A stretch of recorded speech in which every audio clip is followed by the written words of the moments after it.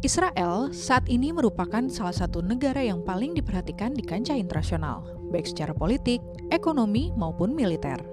Salah satu faktor penting yang menopang kekuatannya adalah dukungan dari berbagai sekutu internasional. Dukungan tersebut bukan hanya dalam hal pertahanan, tetapi juga dalam bidang ekonomi dan teknologi. Namun, kondisi ini bukanlah hal yang baru dalam sejarah Israel. Dalam Alkitab, kita menemukan bahwa sejak zaman dahulu, Israel tercatat membangun hubungan dengan bangsa-bangsa, kerajaan, dan kelompok lain untuk memperkuat posisinya, baik dalam konteks politik, ekonomi, maupun militer. Fakta Alkitab kali ini, kita akan melihat beberapa sekutu Israel yang tercatat dalam Alkitab dan bagaimana dukungan mereka berperan dalam perjalanan bangsa yang dipilih Allah ini. Sebelumnya, jangan lupa like, komen, dan subscribe channel ini ya.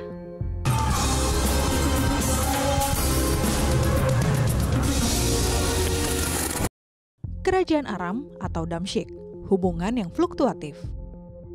Kerajaan Aram yang berpusat di Damsyik sering muncul dalam narasi Alkitab sebagai musuh Israel. Namun, ada saat-saat di mana Aram juga menjadi sekutu atau menjalin perjanjian damai dengan Israel. Salah satu momen penting adalah perjanjian antara Raja Ahab dari Israel dan Ben-Hadad, Raja Aram, setelah peperangan yang dimenangkan Israel. Dalam 1 Raja-Raja 20 ayat 34, Ben-Hadad berkata kepada Ahab, "Kota-kota yang telah diambil bapakku dari pihak bapamu akan kukembalikan. Engkau boleh juga membuat pasar bagimu di Damsyik seperti yang dibuat bapakku di Samaria." Perjanjian ini menunjukkan adanya elemen diplomasi dan perdamaian di tengah-tengah konflik berkepanjangan. Meskipun sering berkonflik, Aram kadangkala menjadi sekutu diplomatik bagi Israel dalam konteks perdamaian sementara. Hubungan ini mencerminkan realitas politik zaman kuno di mana aliansi dan perseteruan berubah-ubah tergantung pada situasi.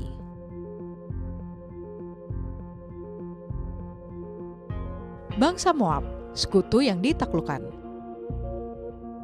Bangsa Moab memiliki hubungan yang kompleks dengan Israel. Pada masa pelarian Daud dari Raja Saul, Moab sempat menjadi sekutu sementara dengan menyediakan perlindungan bagi keluarga Daud. Dalam 1 Samuel 22 ayat 3-4, Daud meminta izin kepada Raja Moab untuk melindungi orang tuanya selama ia dalam pelarian. Namun, setelah Daud menjadi raja, hubungan ini berubah.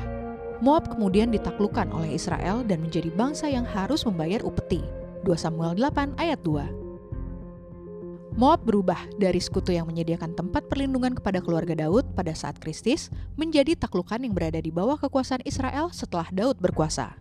Ini menunjukkan bagaimana hubungan antar bangsa bisa berubah tergantung pada kekuatan politik yang sedang berkuasa.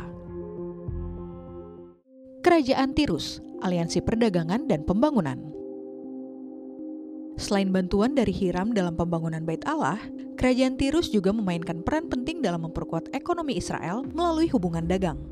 Kerajaan ini adalah pusat perdagangan maritim, dan Israel, di bawah pemerintahan Salomo, memanfaatkan aliansi ini untuk mengembangkan armada dagangnya. Dalam 1 Raja-Raja 9 ayat 26-28 dicatat bahwa Salomo membangun armada kapal di Ezion Geber dan kapal-kapal ini berlayar bersama orang Fenisia dari Tirus untuk membawa emas dan barang-barang lain dari Ofir. Aliansi ini memperkaya kerajaan Israel yang pada masa Salomo mencapai puncak kejayaannya. Sebagai sekutu dagang, Tirus membantu Israel mengembangkan ekonominya melalui perdagangan internasional. Hubungan ini juga memperluas pengaruh Israel ke luar negeri dan mengukuhkan posisi Salomo sebagai salah satu raja terbesar dalam sejarah Israel. Mesir, sekutu diplomatik pada masa Raja Salomo. Mesir awalnya adalah penindas Israel selama lebih dari 400 tahun perbudakan, kemudian menjalin hubungan diplomatik yang kuat dengan Israel pada masa pemerintahan Raja Salomo. Hubungan ini berbeda dari masa penindasan sebelumnya, dan Mesir berperan penting sebagai sekutu diplomatik selama pemerintahan Salomo. Dalam 1 Raja-Raja 3 ayat 1, dicatat bahwa Salomo menikahi putri Firaun yang menunjukkan adanya aliansi pernikahan antara dua kerajaan besar ini. Hal ini mencerminkan strategi diplomatik Salomo untuk memperkuat kedudukan Israel di antara bangsa-bangsa lain. Selain itu, dalam 1 Raja-Raja 9 ayat 16, disebutkan bahwa Firaun menyerahkan kota Gezer kepada Salomo sebagai hadiah pernikahan setelah menghancurkan kota tersebut. Mesir berperan sebagai sekutu strategis yang memperkuat posisi Israel dalam hubungan internasional.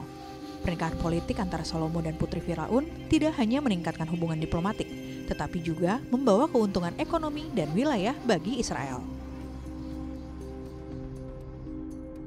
Sepanjang sejarah Alkitab, Israel memiliki beberapa sekutu, meskipun banyak hubungan ini bersifat sementara atau pragmatis. Aliansi-aliansi ini terbentuk karena alasan ekonomi, politik, atau militer, tetapi seringkali berubah menjadi konflik atau perpecahan.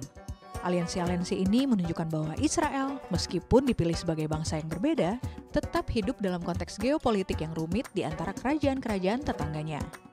Israel menggunakan hubungan diplomatik dan ekonomi untuk memperkuat dirinya, dan Tuhan tetap bekerja di balik semua hubungan ini, memimpin umatnya menuju pertumbuhan dan kemajuan. Mazmur 121 ayat 1-2. Aku melayangkan mataku ke gunung-gunung, dari manakah akan datang pertolonganku? Pertolonganku ialah dari Tuhan, yang menjadikan langit dan bumi. Demikian fakta Alkitab hari ini, Tuhan Yesus memberkati.